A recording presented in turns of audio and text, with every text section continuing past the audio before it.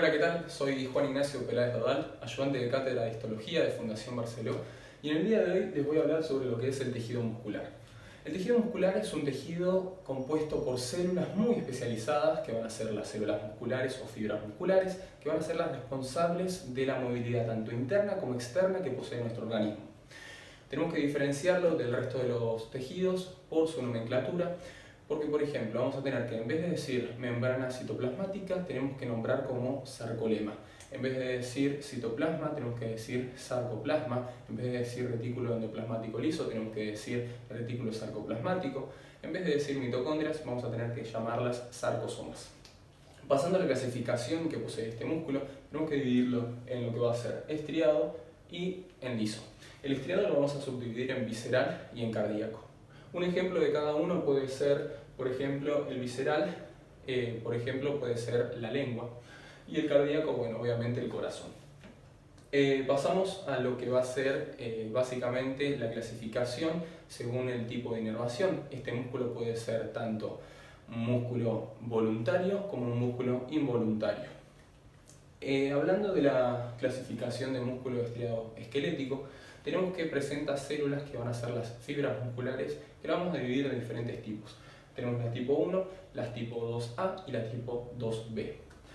Pasando al revestimiento que posee este músculo estriado esquelético, tenemos que va a estar presentado por tres tipos. El perimicio, que es el que se encarga de recubrir todo lo que van a ser diferentes fibras musculares y van a formar un fascículo o un haz.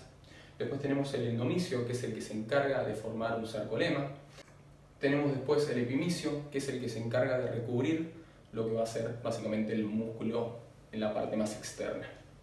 Entonces, luego pasamos a lo que va a ser el sarcómero. El sarcómero es la unidad funcional y estructural que posee el músculo estriado esquelético.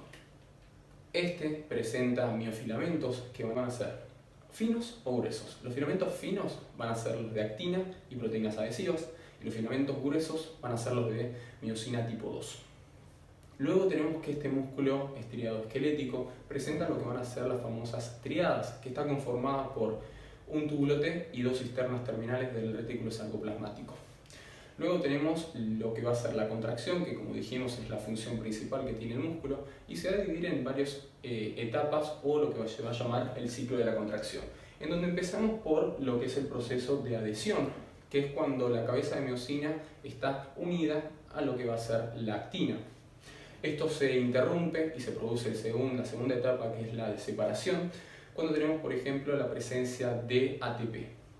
El ATP se une a la cabeza de la miosina y se separa lo que va a ser la cabeza de miosina de la actina. Luego vamos a tener que en la cabeza de miosina tenemos una enzima que es una ATPasa, que se encarga de hidrolizar lo que va a ser el ATP, y este ATP se va a transformar en ADP. Esto produce el proceso de flexión, en donde pasamos de la cabeza de miosina que está en una posición de 90 grados a una de 45 grados.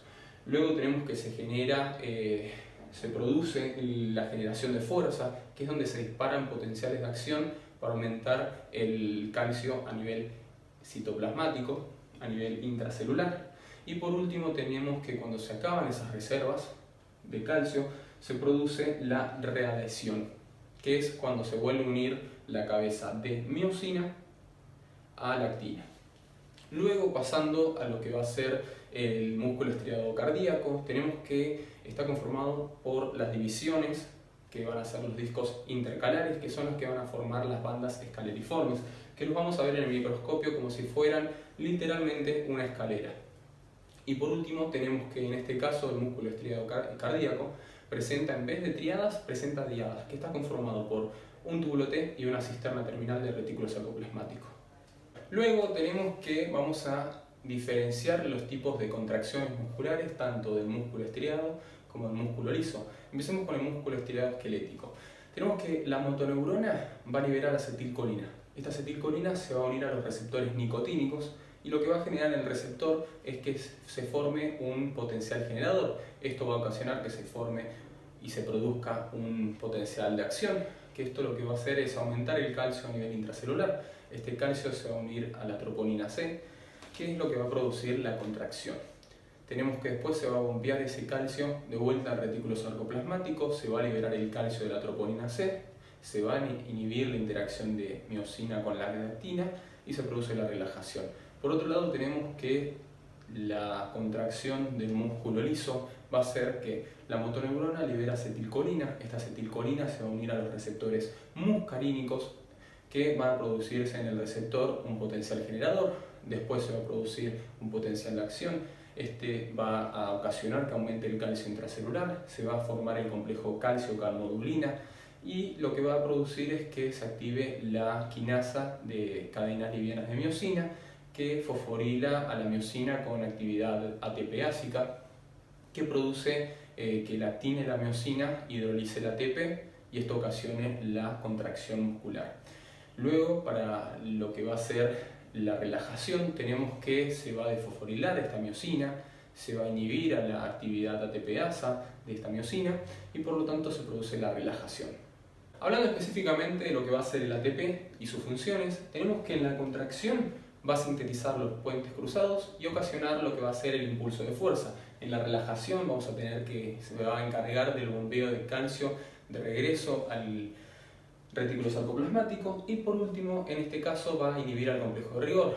Luego después en lo que va a ser la bomba de sodio y potasio ATPasa lo que va a ocasionar es que mantenga el potencial de membrana y mantenga una distribución normal de lo que van a ser los iones intra y extracelulares. Por último, específicamente hablando del sarcómero, que como dijimos es la unidad funcional y estructural del músculo estriado, vamos a decir que el sarcómero va a presentar, como dijimos, diferentes filamentos, que van a ser los filamentos finos como la actina y las proteínas asociadas, y después vamos a tener que presenta filamentos gruesos que van a ser la miosina.